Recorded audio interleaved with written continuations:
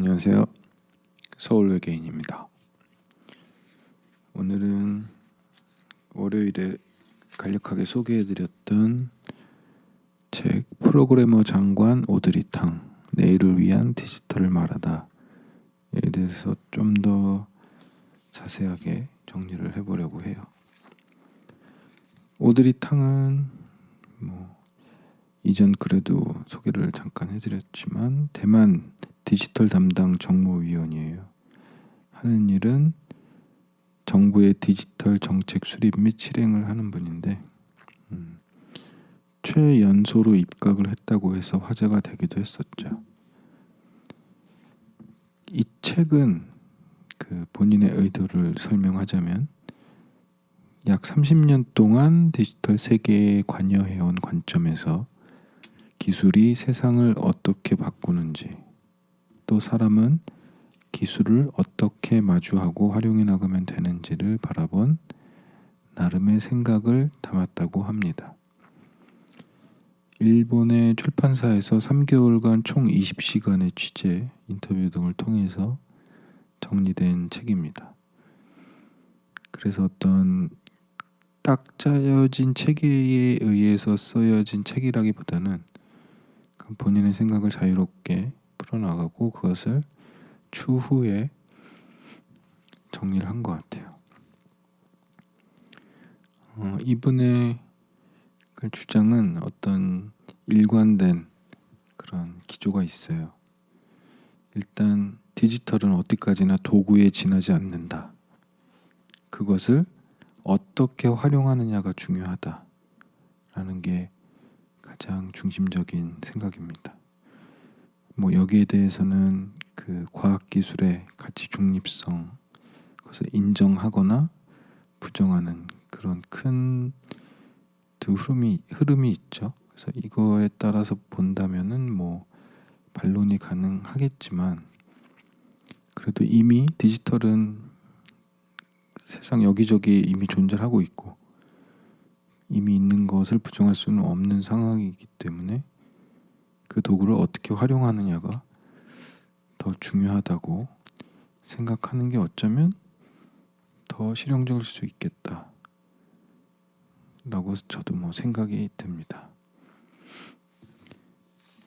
그래서 그 메시지 하에서 최종적인 이제 조정과 책임은 사람에게 있다는 것, 어떻게 활용하느냐, 그것은 사람에게 달린 것이라는 명확한 입장이 있고 그 조정과 책임을 어떤 원칙들에 따라서 해야 되느냐가 또 책에 계속 일관되진 않지만 좀 산발적으로 여러 가지 사례를 통해서 설명되고 있습니다. 가장 큰 건 제가 여기서 몇 가지 감명이랄까 그런 인상 깊었던 부분들이기도 한데 인클루전이라고 표현을 하는데 번역하자면 포용, 얼마나 많은 사람들을 포용할 수 있느냐가 포용해야 한다는 것이 가장 큰 목표인데 가령 그 청은 공창이란 게 있다고 해요. 이게 어떤 곳이냐면은 청은 이제 청년을 의미하고 그 은반지 할 때 은인데 이제 연장자를 얘기하는 거겠죠. 어르신들. 그 청년과 연장자가 함께 뭔가를 창조하면서 이노베이션을 일으켜가는 그런 공간이라고 해요. 그래서 서로에게 배우면서 뭔가 이루어내는 거죠. 그래서 이 오드리탕 본인은 디지털을 배우지 않으면 시대에 뒤처진다는 태도는 절대 취하지 않는다고 합니다. 이러한 디지털 격차조차도 포용의 힘을 통해서만 해결할 수가 있고 그 태도가 확립된 후에는 지속 가능성과 환경이라는 두 가지 가치관을 확립해야 한다 라는 것이 이 사람의 철학입니다. 대만에도 국민청원 같은 시스템이 있더라고요. 우리나라에도 있는. 그래서 일정한 수 이상이 어떤 주제에 대해서 청원을 하면 그 책임자가 설명을 해줘야 된다고 해요. 한국과 좀 비슷한 시스템이죠. 어느 쪽이 뭐 먼저 했는지 모르겠는데 뭐 그게 크게 중요한 것 같지는 않고, 사실 이러한 것들도 어떤 포용의 그런 태도, 정신, 그런 한 사례라고 볼 수가 있겠고요. 또 다른 사례로는 그 소수자를 위한 그 오드리탕 본인 자체가 좀 소수자예요. 젠더가 그냥 헤테로 일반적인 뭐 남자 여자 그렇게 가릴 수 있는 젠더는 아닌데, 그래서 소수자의 입장에 속하기 때문에 소수자에 대한 얘기도 많이 합니다. 그래서 가령 뭐 그 젠더에 관련된 소수자뿐만이 아니라 어떤 장애가 있는 그런 장애인들도 소수자에 속할 수가 있고, 뭐 이민자라든가 뭐 다양한 소수자 그룹들이 있겠죠. 그래서 그런 소수자를 위한다는 생각으로 설계한 게 예상치 못한 사람에게 도움을 줄 수 있는 거죠. 그래서 가령 예를 들어서 평소에는 그냥 장애가 없이 살다가 또 운동을 하다가 다쳤다든가 뭐 교통사고라든가 그런 이유 때문에 휠체어를 타게 되면 이제 소수파의 경험을 하게 되는 거죠. 근데 그런 사람들이 다시 다 부상에서 회복이 돼서 다수파로 돌아왔을 때는 그런 다른 자기가 잠시 속했던 소수파의 사람들을 배제하지 않게 된다는 그런 것을 사례로 들면서 이 개념을 중국어로 공융이라고 한다고 해요. 그래서 다른 단어로 쓰면 이제 교차성, intersectionality인데, 이게 사전을 찾아보면 신분, 인종, 성별, 장애 등의 차별 유형 등이 별개로 존재하는 것이 아니라 서로 결합하여 영향을 미치는 것이라고 합니다. 그래서 이거는 제로섬처럼 하나가 늘면 하나가 줄어드는 게 아니라 누구도 소외시키지 않는다는 자세로서 곧 인클루전의 사고 방식이라고 합니다. 그래서 이 인클루전 포용에 대해서 책 전체에서 계속 강조를 하고 있어요. 그리고 이노베이션을 이제 추진할 때 이 본인이 있는 자리가 아무래도 디지털 관련 정책을 결정하는 자리다 보니까 디지털을 이용한 이노베이션을 추진할 때가 많겠죠. 그때마다 항상 강조하는 게 근소한 부분 혹은 소수를 위한 이노베이션에 의해 약자를 희생시켜서는 안 된다는 것이래요. 어떻게 보면 굉장히 센세이션을 느끼게 할 수도 있죠. 이노베이션이라고 하면은 보통 우리 한국 사람들, 뭐 저만 그런 걸 수도 있겠지만 한국 사람들 머릿속에는 불가피한 희생이라는 개념이 좀 들어가 있죠. 새로운 뭐 시대로 나아가기 위해서는 뒤처지는 사람이 있을 수밖에 없다. 그리고 그건 불가피한 희생이다라는 무의식, 그런 공감대, 그런 것들이 약간 있는 것 같은데, 이 사람은 거기에 대해서 반대하고 있어요. 정면으로 반대하고 있어요. 오히려 이노베이션은 보다 약한 존재들을 우선하여 제공되어야 하는 것이고, 그것이야말로 누구도 소외시키지 않는 인클루전이 된다는 거죠. 이런 부분에 대해서는 참 배울 부분이 많다고 생각을 했습니다.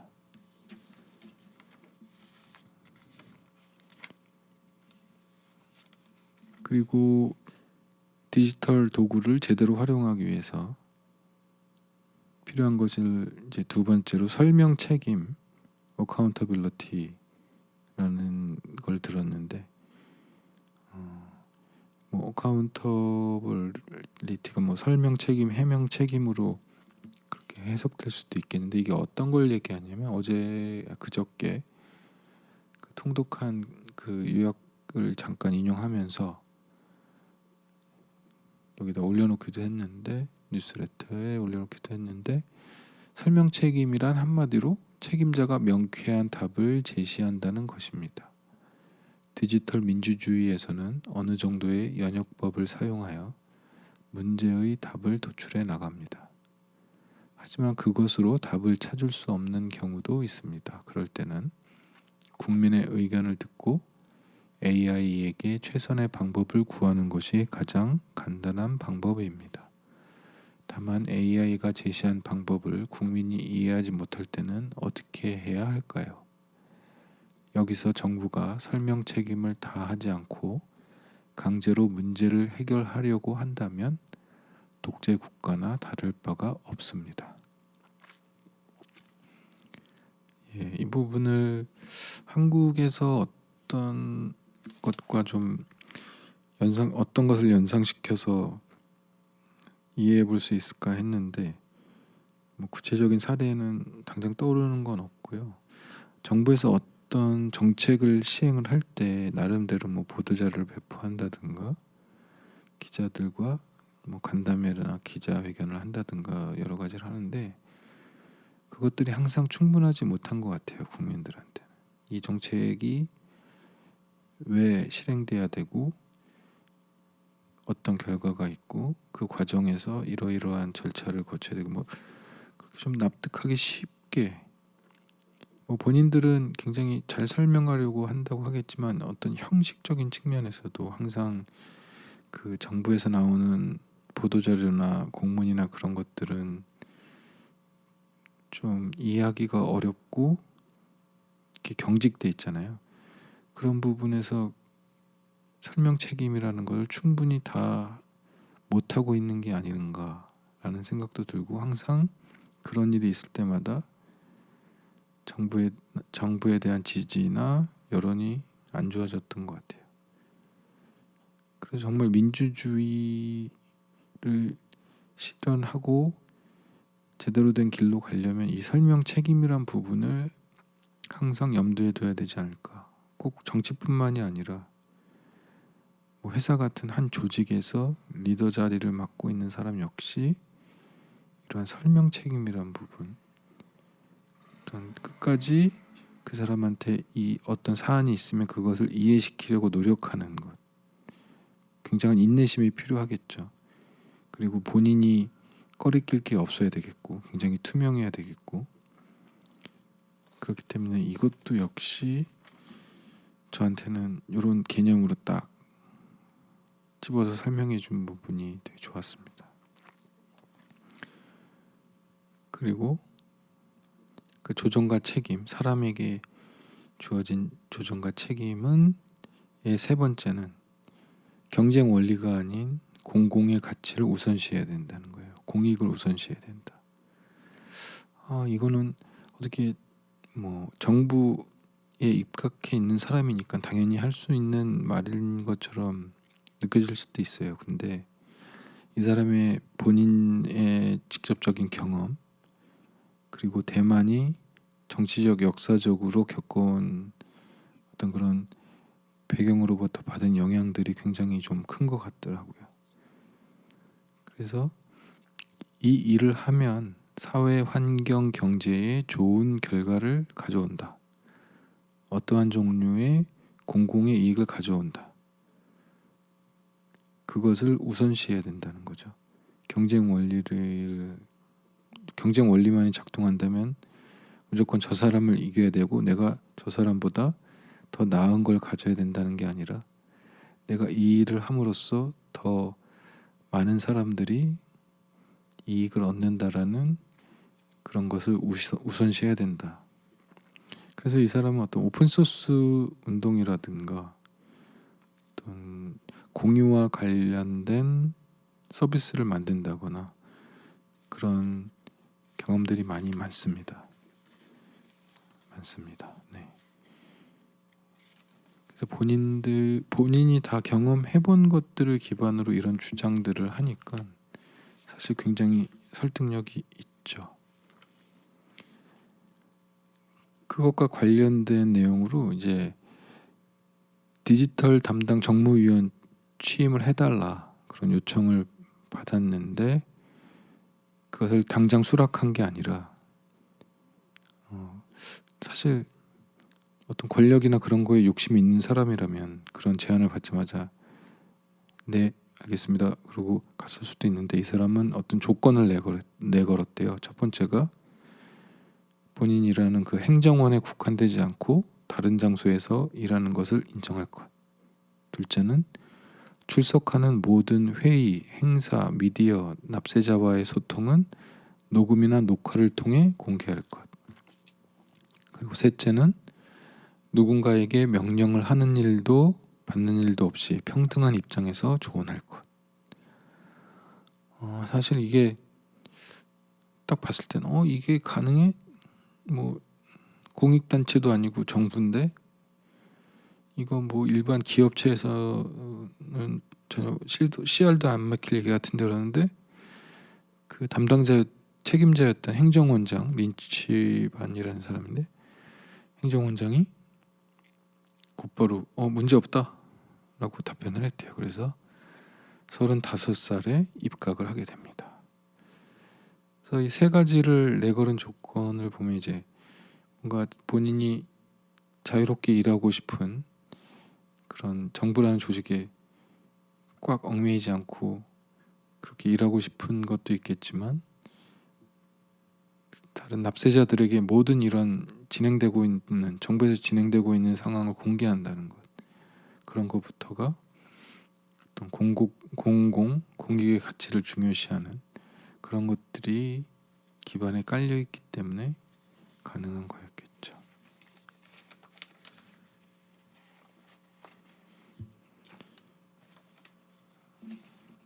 그래서 이 사람은 디지털을 되게 강조하고 특히 AI에 대한 가능성을 굉장히 높게 보고 있어요. 근데 그런 와중에도 디지털 기술보다는 소양이 더 우선이다. 근데 그 디지털 사회가 요구하는 세 가지 소양이 있는데 그게 뭐냐? 첫 번째가 자발성, 두 번째가 상호 이해, 그리고 세 번째가 공화. 공화는 서로 교류하고 공통의 가치를 찾아내는 것인데, 여러분 중에 뭐 건호라고 들어보신 거 있을 거예요. 아메리칸 인디언들이 쓰는 말을, 건호가 이제 공통으로 일을 하다라는 뜻인데, 요 건호를 음차를 해가지고 공화라고 쓴 거라고 하더라고요. 그래서 뭐 자발성 상호이의 공화, 이거는 어떤 개념인지는 뭐 따로 설명할 필요는 없고, 근데 이게 디지털 사회에 요구하는 세 가지 소양이다라는 거는 저는 좀 설득이 되는 게, 사실 전체 사회가 아니라 어떤 한 회사에서 팀을 이뤄서 일을 한다고 했을 때 이 세 가지만 있어도 그 팀은 굉장히 무적의 팀이 될 수 있을 거예요. 그 며칠 전에 제가 인파워드라는 책을 간략히 소개해서 올렸는데, 거기서 인상 깊은 게 그거잖아요. 나쁜 놈은 필요 없다. SO rules, no SO rules였죠. 그러니까 실력보다도 인성이 더 중요한 거라는 얘기였고, 사실 그 인성이라는 건 이런 자발성 상호의 공화라는 것들이 포함이 되겠죠. 무조건 착한 것만이 아니라.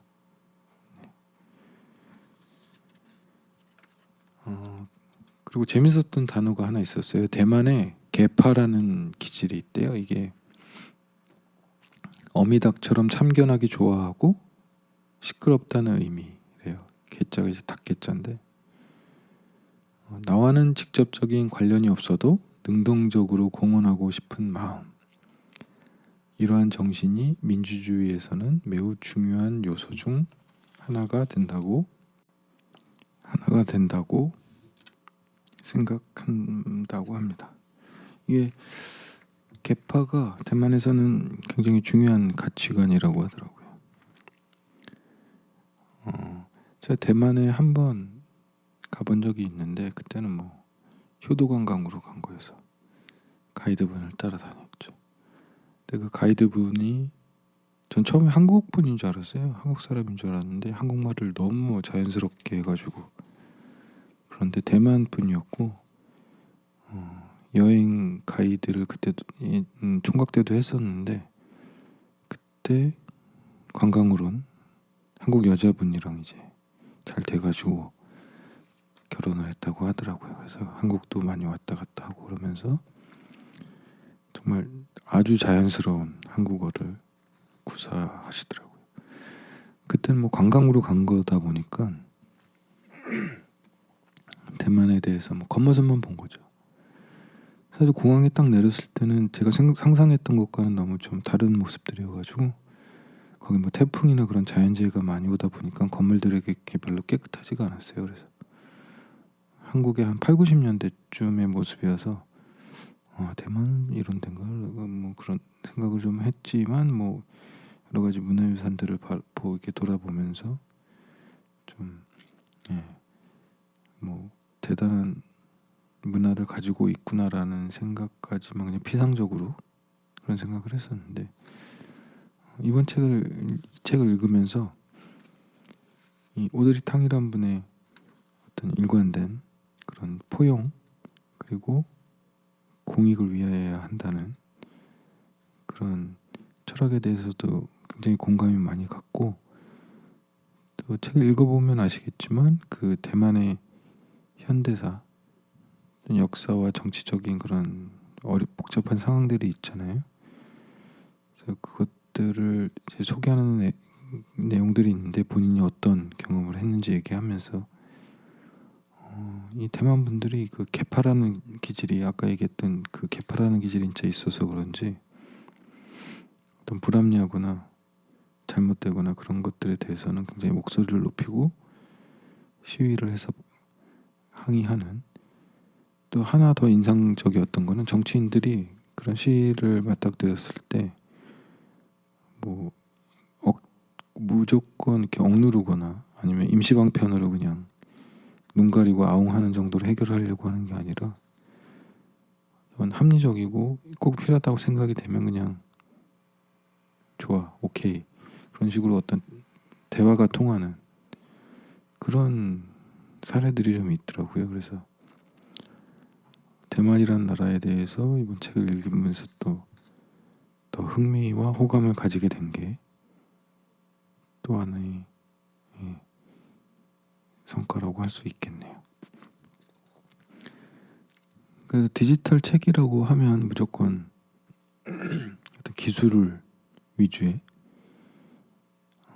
좀 앞서가야 되고 여러 경쟁들 속에서 앞서가야 되고 뒤처지면 안 되고 이거는 꼭 해야 되고 좀 그런 위주의 아니면 저건 잘못됐어라고 이제 비판하는 디지털 문화를 비판하는 그런 책만 보다가 좀 많이 다른 시각의 책을 봐서 그 부분이 좀 도움이 많이 됐었고요.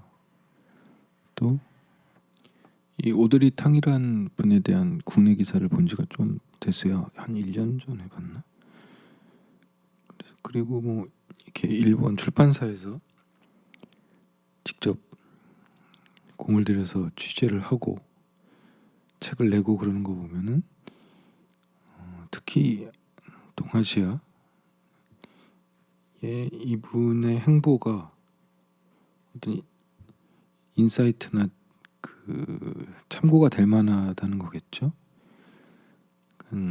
정부에서 뭔가 이 디지털 시대와 팬데믹 상황에서 어떤 돌파구를 찾긴 해야 되겠는데 내부에서 그런 걸 찾지 못하니까 이런 좀 획기적이면서 성공적인 사례를 많이 필요로들 하는 것 같아요. 그래서 이 오드리 탕이란 분이 주목을 받고 있는 게 아닌가 그런 생각을 하게 됐습니다. 오늘은 여기까지 하겠습니다. 고맙습니다.